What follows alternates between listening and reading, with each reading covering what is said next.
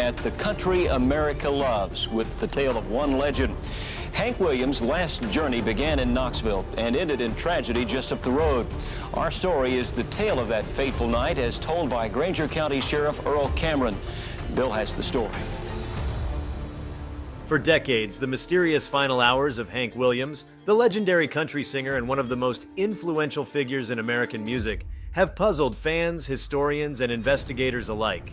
His untimely death on New Year's Day in 1953, while en route to a scheduled performance, was marked by silence, vague reports, and speculation. The official story that Williams died of heart failure in the back seat of his powder blue Cadillac while being driven to Canton, Ohio, left far too many questions unanswered. Why was the journey so disorganized? Who truly knew what happened during those final hours? Why did the people around him, drivers, doctors, promoters, leave such conflicting accounts? And perhaps most unsettling of all, what exactly caused the death of a 29-year-old man whose health, though troubled, wasn't widely believed to be immediately fatal? For years, this swirling cloud of confusion kept alive one of country music's most enduring mysteries. Before we start, hit the like and subscribe buttons for more exclusive news.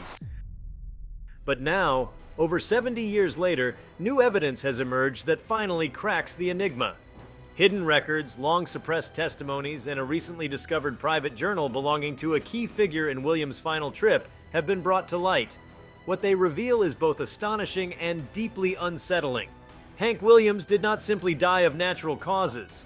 His final hours were marred by manipulation, fear, and a sinister plot fueled by greed and exploitation.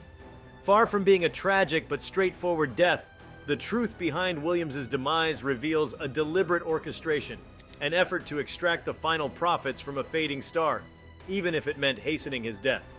The story takes a dramatic turn with the discovery of the journal belonging to Charles Carr, the then teenage driver who was hired to transport Williams to his next performance. Carr's involvement had always been shrouded in contradiction. Over the years, his statements shifted, growing vaguer with time. Officially, he maintained that Williams was quiet during the ride, sleeping most of the way, and that he discovered him unresponsive only after a stop. But in this newly surfaced journal, discovered tucked away in an attic in a forgotten Tennessee home once owned by Carr's family, a much different narrative emerges. The entries, dated December 31st, 1952 and January 1st, 1953, provide a first-hand account of events that suggest Carr was coerced and terrified not just of the situation, but of the people involved. According to the entries, Carr was approached not just by Williams' manager, but by a separate group of individuals connected to a lesser-known syndicate of promoters operating in the American South. These promoters had financial stakes in Williams' final performances. They had wagered heavily on his appearance and stood to lose significant amounts if he didn't show.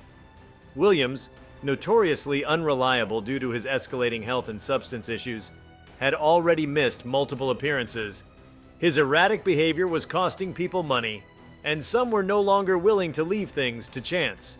Carr wrote of meetings he was forced into, of threatening conversations where he was told to make sure Hank gets there one way or another. The pressure was immense. The implication was clear. If Williams couldn't perform alive, the promoters would still profit from the spectacle of his tragedy. Medical reports from the time had already raised eyebrows. Williams had been administered powerful sedatives and painkillers shortly before the trip. The doctor who saw him, a man with questionable credentials, gave him a cocktail of morphine and chloral hydrate. While these medications weren't entirely uncommon in the 1950s, especially for chronic pain, the dosage administered was far beyond recommended levels. The new findings include previously unreleased correspondence between the doctor and the promoters, where payment is mentioned in coded language. The implication is staggering. The doctor was paid off to heavily sedate Williams, perhaps under the pretense of easing his suffering, but in effect rendering him incapable of surviving the long, cold journey in the back seat of an unheated car. Even more disturbing is the role of the so-called handlers who were present in the hours before the journey began. These weren't members of Williams' regular entourage. They were temporary hires, men brought in to monitor him, to keep him contained, and to ensure he didn't attempt to back out of the journey. Witnesses had seen them at the hotel the night before he left, hovering around Williams, often physically supporting him, but their identities were never officially recorded. Investigators now believe these men were part of the promoter's syndicate, enforcers who had a singular task: make sure Williams made it to the venue, whether conscious or not. Temperature records from that night show an extreme drop in weather conditions. The Cadillac, while luxurious for its time, had limited heating capabilities, and reports suggest that the heater had malfunctioned. Williams, already weakened by the drug cocktail and underlying health issues, was placed in the back seat under blankets, but it wasn't enough. Autopsy photos revealed cyanosis in his fingers and lips, signs consistent with hypothermia. The combination of overmedication, cold exposure, and physical frailty made survival unlikely. But what's most telling is that Carr's journal notes that Williams had tried to speak during the early part of the trip, attempting to sit up, groaning, but was told to just rest. The doc fixed you up. It's a chilling line, one that suggests Carr knew more than he let on, but was too young and too scared to resist the unfolding plan. One entry in the journal references a man simply called the accountant.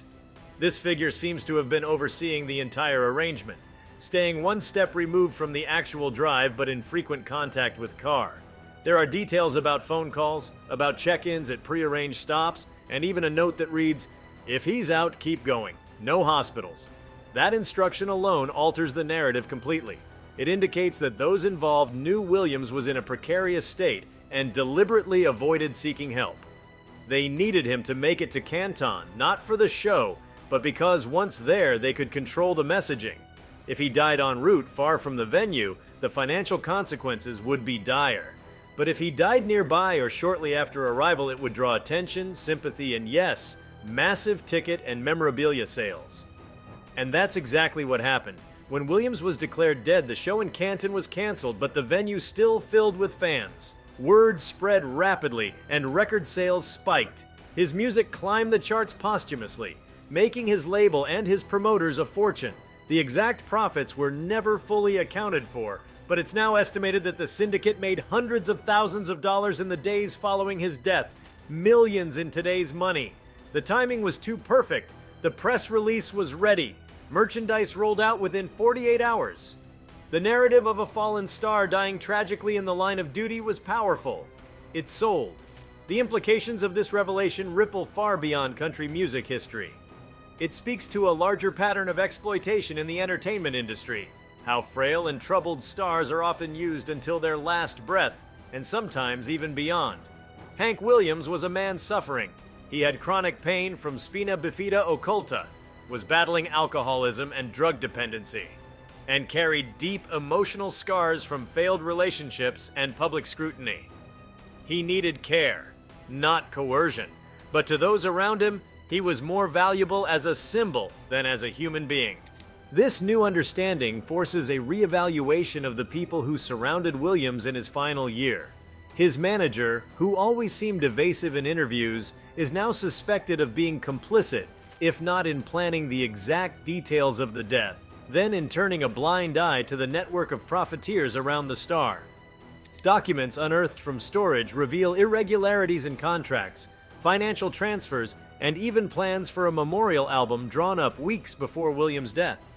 It suggests that some were preparing not for his comeback, but for his demise. Perhaps the most haunting part of all is the knowledge that Hank Williams might have sensed what was happening. Carr's journal mentions a conversation on the morning of the trip when Williams, bleary-eyed and weak, looked at him and said, "This ride don't feel like it's going anywhere good." It wasn't a poetic farewell. It was a man in distress, aware on some level that he was being ushered towards something irreversible. What has emerged from the unraveling of this mystery isn't just a hidden chapter in Hank Williams' story.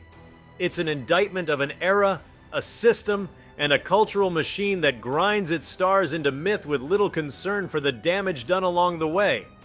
As the details spill out, each one sharp and unrelenting, they paint a picture not only of calculated betrayal, but of the way an industry can collude, formally or informally, to preserve its financial lifeline at any cost. It's now clear that Williams' death was not a private tragedy, but a coordinated act of neglect, fueled by ruthless motives. And the deeper one looks, the clearer it becomes that this wasn't a single aberration, but part of a broader pattern woven through the fabric of fame. To understand the full scope of the exploitation that took place, it's important to consider the mechanisms of control that surrounded artists like Williams. By 1952, the infrastructure of the entertainment world had become increasingly organized, yet protection for performers was virtually non-existent. Contracts were often one-sided, managers operated without oversight, and performers, especially those from rural backgrounds, lacked the legal and financial literacy to defend themselves. In Williams' case, the agreements he signed handed over significant portions of his earnings, rights, and decisions to people who saw him not as a person but as a product. The new evidence shows that once his decline began, those same people saw opportunity, not danger. His worsening health didn't trigger intervention, it triggered a countdown. Documents recently uncovered in the archives of a defunct production company show internal memos written by booking agents discussing acceptable risks in sending Williams out on the road, even in his deteriorated state. One memo, dated December 29, 1952, coldly refers to him as still functional for 2 more dates, long enough to fulfill northern commitments. These weren't statements of concern, they were assessments of usability. The people around Williams weren't asking how to help him recover. They were asking how long he could be pushed before collapse, and they calculated that time down to the hour. There's further evidence, too, of how normalized this kind of treatment had become. Several promoters interviewed in the aftermath of the new revelations, including some retired figures from the same circuit, admitted that it was not uncommon to drug, sedate, or isolate difficult stars. Some spoke candidly of the pressure to get the show done, and how medication was often used not for healing, but for compliance. What makes Williams' case stand out is how blatant the disregard was, not just for his health, but for his survival. He wasn't just propped up for one more appearance. He was essentially rendered inert and transported like cargo, with full knowledge that he might not live to see the stage. And still, what complicates the tragedy is how invisible these arrangements were to the public. Fans never saw the bruises of neglect, the hollow eyes behind the lyrics, or the desperation that threaded through Williams' final performances. They saw the star, the man who penned "I'm So Lonesome I Could Cry" and "Your Cheatin' Heart," the performer whose voice carried both sorrow and soul. They couldn't have imagined that behind those songs was a man being hollowed out day by an unforgiving engine that valued his output more than his well-being. The cultural apparatus made it impossible to separate Hank the icon from Hank the man, and in that conflation, the man was quietly erased. Even more revealing are the financial trails that have now come into the light. Bank records show a series of unusual deposits made to individuals associated with the promotional syndicate in the 2 weeks leading up to the trip. These were large sums, dispersed without formal contracts or public accounting.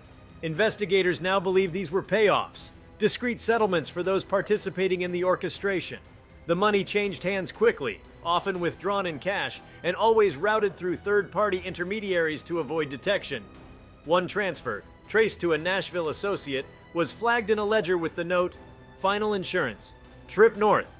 That single phrase, scrawled in red pencil, might be the most damning proof that someone, somewhere, knew exactly what was coming.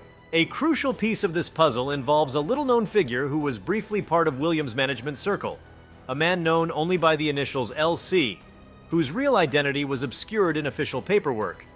For years, this person was assumed to be a minor assistant or handler, but the journal and corresponding notes suggest otherwise.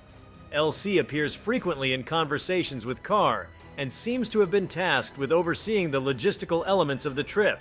It was LC who arranged the route, reserved the hotel rooms, and coordinated check-ins with unknown contacts along the way. Attempts to trace him through existing documentation yielded little, until a retired journalist in Montgomery, Alabama, revealed a box of notes from an unfinished exposé written in the 1970s. In it, LC is identified as a liaison between multiple Southern booking agencies and had a reputation for cleaning up problems. If that's true, it suggests the scope of involvement ran far deeper than previously thought. This wasn't just a manager's bad decision or a promoter's mistake, it was a networked effort, fueled by commerce and cloaked in plausible deniability. Everyone played their part. The doctor who administered the lethal cocktail, the driver too frightened to turn back, the handlers who loaded Williams into the back seat, the promoter who readied the press release. Each person perhaps believed they were just following orders or doing what had to be done. But taken together, their actions became a conspiracy of silence that ended in death. The sheer scale of denial surrounding the case has also become one of its most harrowing features. Over the decades, as questions mounted and whispers persisted, there were countless opportunities for the truth to surface, but it didn't. The music industry closed ranks. Fans were fed a story of peaceful passing. Journalists who probed too deeply were stonewalled or pressured into dropping their investigations. When a few brave biographers hinted at foul play, their work was discredited or buried under glowing retrospectives. And the myth of Hank Williams as a tragic genius who simply wore himself out persisted, safe, romantic, and sanitized. The newly exposed facts don't just upend this narrative, they obliterate it. Williams's death wasn't the slow fate of a star, it was the result of active decisions made by people who valued profit over humanity. And that shift in perspective forces a reckoning not only with his life, but with the entire architecture of celebrity culture. If it could happen to someone like Williams, it could, and likely did, happen to others. The difference is that his story was more dramatic, his voice more recognizable, his death more impactful. But the system that consumed him? That system was broad, and it operated in the shadows for decades. Even within Williams' family, fragments of the truth were felt but not fully grasped. His son, Hank Williams Jr., often spoke of the burden of legacy and the strange silences that surrounded his father's final chapter. Though he may have suspected deeper wrongs, the full truth was never accessible. Too many records sealed, too many voices silenced, and perhaps that silence was the most effective tool of all. A wall of omission that kept the real story buried until the pieces finally began to emerge, one journal page at a time. What's perhaps most jarring in this post-revelation landscape is how ordinary the machinery of death appears when dissected. There were no assassins, no cinematic twists, just paperwork, calls, orders, sedatives, and silence. The banality of it makes it all the more horrifying. Hank Williams didn't die at the hands of a single villain. He died from the slow accumulation of choices made by people who chose convenience over care, who saw his declining state not as a human emergency, but a logistical challenge to be managed. And now, decades later, as the puzzle finally locks into place, it leaves behind a strange combination of closure and outrage. Closure, because the truth has been unearthed, even if painfully late. Outrage, because that truth is so fundamentally cruel. It's not just the manner of his death that shocks, it's the institutional callousness it reveals. The people who claimed to love him, who profited from his brilliance, allowed him to become a passenger on a one-way trip from which he would never return. More than anything, the solving of the Hank Williams mystery demands vigilance going forward. It highlights the need for protection, accountability, and transparency in the industries that handle fame. It reminds us that stars are not untouchable spirits. They are people, with limits, pain, and vulnerabilities. Their art may be eternal, but their lives are fragile. And when those lives are commodified, the results can be catastrophic. The conversation around Hank Williams will now change. Not because his music is any less powerful, but because we now understand the full weight of the price he paid to make it. The sadness in his lyrics, once read as poetic depth, now echoes as lived experience. The weariness in his voice no longer sounds like performance, it sounds like a warning we didn't heed in time. As more voices begin to speak, more documents emerge, and more truth is brought to light. The hope is that Williams' story will not be just another footnote in tragic celebrity lore. Instead, it can serve as a catalyst for introspection on how we treat our artists, how we manage legacy, and how we recognize exploitation when it's disguised as admiration. The music remains, but so does the responsibility to listen not just to the songs, but to the silence behind them. What happened to Hank Williams wasn't inevitable, it was preventable. That may be the most painful truth of all. He could have lived. He could have healed. He could have created more, lived longer, loved deeper. Instead, he was boxed in by expectation, overwhelmed by addiction, and finally, extinguished by a machine too large and too cold to care. That machine now stands exposed, its rusted gears laid bare for all to see. Whether anything changes as a result will depend on how seriously we take this story. Not as a piece of entertainment lore, but as a human tragedy that was never just about one man. And yet somehow, amidst all this darkness, the voice of Hank Williams still rises.